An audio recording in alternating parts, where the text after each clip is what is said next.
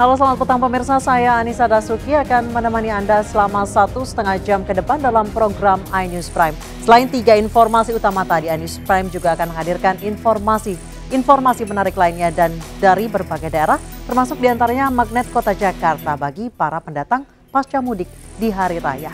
Dan inilah iNews Prime selengkapnya.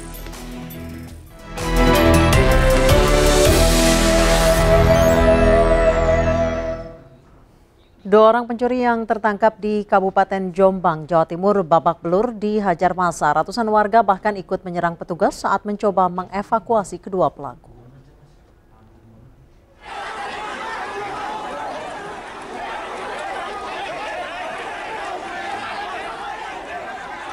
Warga dan petugas terlibat bentrok saat kedua pencuri akan dipindahkan dari Polres Jombang, Jawa Timur. Warga yang kesal dengan kedua pencuri pun melampiaskan kemarahannya karena petugas terkesan melindungi para pelaku. Yang kesal dengan kedua pencuri pun melampiaskan kemarahannya karena petugas terkesan melindungi para pelaku.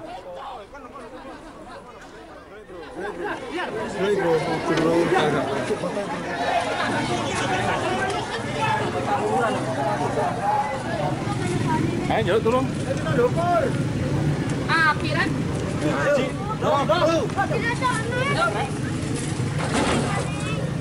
Kami ini Pak. Tali. Rontok kan apa? Kalau terjadi.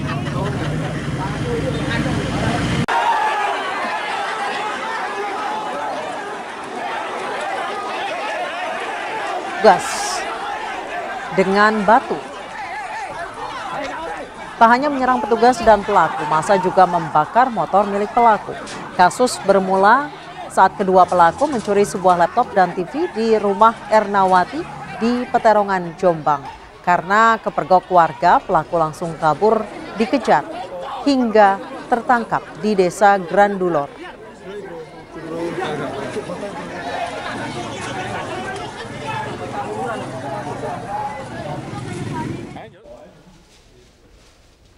Sebuah bendera berwarna hitam yang identik dengan bendera kelompok ISIS terpasang di depan kantor polisi sektor Kebayoran Lama, Jakarta Selatan pada Selasa subuh. Bendera itu juga disertai dengan surat kaleng yang ditinggalkan di lokasi. Surat itu ditulis di atas kertas berwarna kuning. Kertas tersebut dimasukkan ke dalam sebuah botol air mineral berukuran 1 liter. Polisi telah mengecek rekaman CCTV dan meminta keterangan dari saksi yang berada di sekitar lokasi Polsek Kebayoran Lama. Peristiwa itu terjadi sesaat setelah anggota dan mitra Polsek Kebayoran Lama salat subuh secara bergantian. Setelah aksi teror pemasangan bendera di Polsek Kebayoran Lama, penyidik Polres Jakarta Selatan, Polsek Kebayoran Lama dibantu Polda Metro Jaya dan Mabes Polri langsung melakukan penyelidikan.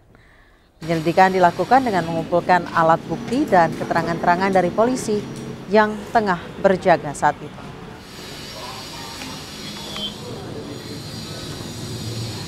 Kita akan lakukan penyelidikan terkait dengan pemasangan bendera yang identik, ya, kita sama dengan bendera ISIS. Ya, saat ini tim sedang bergerak. Ditempelkannya di mana? Ya. Kita ketahui pada saat itu ada di depan Makopolsek. Pemirsa, pemilik 2 tas hitam yang sempat dicurigai berisi bom di depan ITC Depok ditangkap polisi. Pemilik tas bernama Daseng Rustana.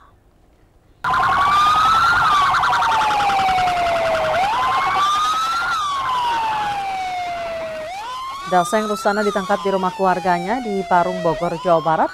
Polisi menangkap pemilik tas dengan cara menyelidiki telepon genggam yang berada di dalam tas yang sempat dikira berisi bom. Polisi hingga kini masih menyelidiki motif pelaku meninggalkan tas yang dicurigai berisi bom di depan ITC Depok. Dari hasil awal informasi yang diterima penyidik, Daseng seperti mengalami gangguan kejiwaan. Kota Depok, Jawa Barat pada hari Senin kemarin sempat heboh karena penemuan tas hitam yang diduga berisi bom di pusat perbelanjaan di Jalan Margonda Raya, Depok, Jawa Barat. Namun setelah diperiksa, polisi memastikan 2 buah tas yang ditemukan hanya berisi pakaian. Setelah mensterilkan Jalan Margonda dan mengamankan 2 buah tas, petugas akhirnya memastikan bahwa isi dari kedua tas bukanlah bom. Tas ransel berwarna hitam tersebut berisi pakaian.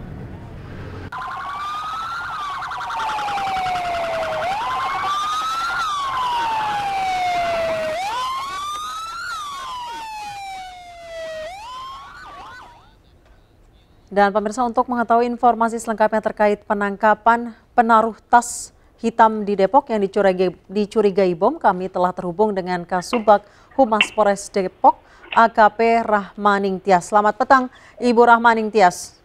Selamat malam, rekan Anissa. Ibu Rahmaning Tias, apakah sudah diketahui motif dari pelaku meninggalkan tas di depan ITC Depok?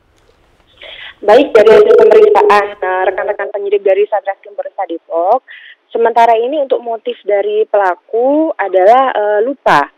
Jadi pelaku mengakui bahwa dia dalam perjalanan pulang kembali ke Bandung setelah mudik, ketika dia sudah sampai di Terminal Depok dan dia meninggalkan tasnya, dia ingin pergi sebentar untuk mencari air minum, kemudian dia merasa lupa atau tiba-tiba linglung dan berjalan kembali lagi ke rumahnya. Seperti itu, rekan Anissa. Rahmaning Tias, berdasarkan keterangan dari sopir angkutan umum yang melihat, kebetulan pertama kali melihat dua tas tersebut diletakkan di depan ITC, tepatnya tidak jauh dari terminal, itu mengatakan pelaku menaruh kedua tas itu kemudian pergi begitu saja. Apakah sudah ditemukan korelasi dari keterangan yang disampaikan oleh penaruh tas tersebut? Iya, betul sekali. Dari seperti apa yang disampaikan oleh keterangan saksi, bahwa ketika selesai meletakkan tas, kemudian pelaku pergi, itu sesuai dengan keterangan pelaku yang dia menyatakan bahwa setelah meletakkan tas, dia berniat untuk pergi sebentar, namun dia merasa lupa, dan dia langsung kembali ke rumahnya dan meninggalkan tasnya di pinggir jalan di depan ITC Depok. Yang korelasi yang masih hilang di sini adalah mengapa pelaku meletakkan tas tersebut di depan ITC yang adalah tempat umum. Mungkin tas itu bisa hilang ataupun justru seperti yang terjadi saat ini, awalnya dikira bom. Oke, baik rekan Anissa. Jadi selain menginterogasi pelaku, kita juga menginterogasi bapak tiri dari pelaku yang menyaksikan dan memberikan keterangan bahwa sebelum berangkat menuju ke Bandung, lebih tepatnya lagi sebelum berangkat menuju ke terminal, memang Bapak Idang, bapak tiri dari saudara Daseng, menyatakan bahwa memang ada perilaku yang agak aneh sebelum saudara Daseng meninggalkan rumah. Jadi memang sebelum dia pergi, dia memang sudah terlihat linglung, dan itu disampaikan oleh saudara Idang, bapak tiri Daseng, kepada penyidik, seperti itu. Oke, memang berdasarkan keterangan bapak tiri Daseng, bahwa Daseng memiliki gangguan jiwa, seperti itu Ibu Rahmaning Tias?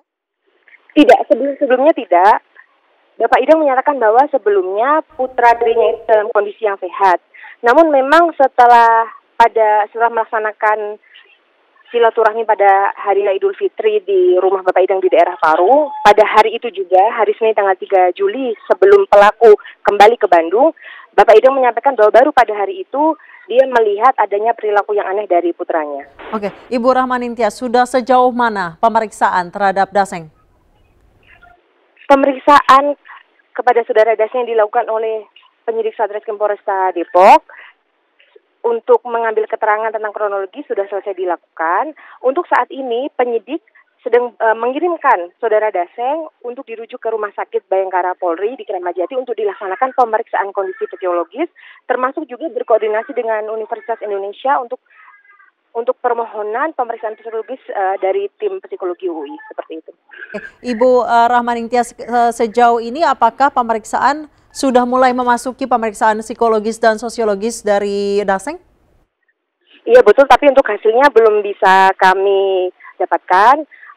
Secepatnya kita akan memberitahukan pada teman-teman media untuk hasil pemeriksaan psikologis yang sudah dilakukan. AKP Rahmaning Tias, Kasubag Humas Polres Depok telah bergabung bersama kami. Dan pemirsa, kita beralih ke informasi lain agar terhindar kemacetan di ibu kota Jakarta. Kini kita bergabung dengan Bribda Hulut dari NTMC Polri Jakarta. Bribda Hulut, bagaimana pantauan arus lalu lintas pada petang hari ini? Baik, terima kasih Anissa dan selamat malam pemirsa. NTMC hadir untuk mengupdate situasi tentang kondisi arus lalu lintas terkini melalui pantauan CCTV Polri di beberapa titik, dan kita akan menuju ke kawasan yang pertama, yakni di kawasan Simpang Harmoni, Jakarta Pusat. Dari arah Surya Pranoto yang akan menuju ke IRH Juanda, arus lalu lintasnya bisa kita pantau bersama. Sedikit ada penurunan kecepatan menjelang traffic light, namun selepasnya kembali lancar. Hal yang sama juga terjadi dari arah Gajah Mada yang akan mengarah ke Mojapahit. Kami himbau untuk tetap tertib dalam berkendara dan tetap berhenti di belakang garis stop demi kelancaran arus lalu lintas yang ada, dan apabila Anda akan menyeberangi kawasan ini untuk tidak menunggu di dalam area yellow box. Selanjutnya kita beralih ke kawasan Simpang Ragunan, Jakarta Selatan. Dari arah Pasar Bo yang akan mengarah ke Pondok Indah, arus lalu lintasnya terpantau ramai lancar. Dan juga dari arah Ragunan yang akan mengarah ke Mampang juga dalam keadaan ramai dan lancar. Terpantau dari CCTV kami masih saja banyak para pengendara yang melawan arus dan menggunakan jalur yang salah, sehingga kami mengingatkan kembali untuk menumbuhkan rasa tertib dimulai dari diri kita sendiri, karena ketertiban kita akan menentukan kelancaran lalu lintas yang ada. Berikutnya kita beralih ke kawasan Kampung Rambutan, Jakarta Timur. Dari arah terminal Kampung Rambutan yang akan mengarah ke Cijantung hingga saat ini terpantau lancar, namun di terminal Kampung Rambutan yang akan memutar balik menuju Taman Mini sedikit ada ketersendatan karena bus antar kota yang menaik turun penumpang di kawasan ini. Sementara di jalur tol Jor dari arah Cikunir yang akan mengarah ke Pondok Indah, arus lalu lintasnya terpantau ramai lancar hingga saat ini. Kami himbau bagi Anda masyarakat yang sedang menunggu bus antar kota maupun bus antar kota juga yang berhenti di tikungan tersebut untuk tetap tertib dan menjaga kelancaran arus lalu lintas yang ada, mengingat semakin meningkatnya volume kendaraan terutama pada jam pulang perkantoran saat ini. Terakhir, bagaimana kondisi arus lalu lintas di exit tol Bekasi Barat? Segera kita menuju ke CCTV. Dari arah gerbang tol Bekasi Barat yang akan menuju ke arah Pekayon, Kalimalang maupun Jalan Ahmad Yani pada malam hari ini terpantau padat, terutama menjelang traffic light ada penurunan kecepatan. Dan juga dari arah Pekayon yang akan menuju ke Kalimalang maupun Jalan Ahmad Yani dan gerbang tol Bekasi Barat, dari CCTV kami dari arah kiri yang akan menuju ke kanan juga terpantau padat, ada penurunan kecepatan di kawasan ini. Kami himbau para pengendara untuk tetap waspada dan menggunakan jalur yang benar untuk keamanan dan keselamatan diri Anda sendiri maupun pengguna jalan yang lainnya. Pemirsa, memasuki jam pulang perkantoran, kami himbau kepada para pengendara tetap mematuhi petunjuk serta arahan petugas kami di lapangan demi kelancaran, keamanan, dan kenyamanan bersama dalam berkendara. Untuk informasi kondisi arus lalu lintas terkini, kami siap melayani Anda di 1500669. Tetaplah menjadi pelopor keselamatan berlalu lintas menuju Indonesia tertib, bersatu keselamatan nomor 1, dan salam Tribrata. Kembali ke studio, silahkan Anissa. Baik, terima kasih Bribda Hulut yang melaporkan informasi lalu lintas di Jakarta dari NTMC Polri. Kita beralih ke informasi lain, pemirsa. Presiden Joko Widodo meminta kepada perusahaan yang berproduksi di Indonesia agar menjual bursa saham di dalam negeri. Menurut Jokowi, saat ini ada 52 perusahaan yang beroperasi di Indonesia, namun mencatatkan sahamnya di bursa luar negeri. Permintaan Presiden Joko Widodo disampaikan saat kunjungan ke Bursa Efek Jakarta di Bursa Efek Indonesia di Jakarta. Menurut Presiden, ada beberapa hal yang disampaikan selain meminta 52 perusahaan yang listing di luar negeri untuk bisa listing di Indonesia, diantaranya bahwa indeks harga saham gabungan yang sempat mencetak rekor baru di level 5.900, menunjukkan prospek Indonesia masih cukup bagus untuk berinvestasi. Artinya kepercayaan investor terhadap persepsi ekonomi membaik. Selain itu, Jokowi mencatat arus uang masuk tahun lalu dibanding tahun ini jauh lebih baik, di mana tahun lalu arus uang masuk hingga Desember menyentuh angka 126 triliun rupiah. Sedangkan tahun ini hingga Juni nilainya mencapai 124 triliun rupiah.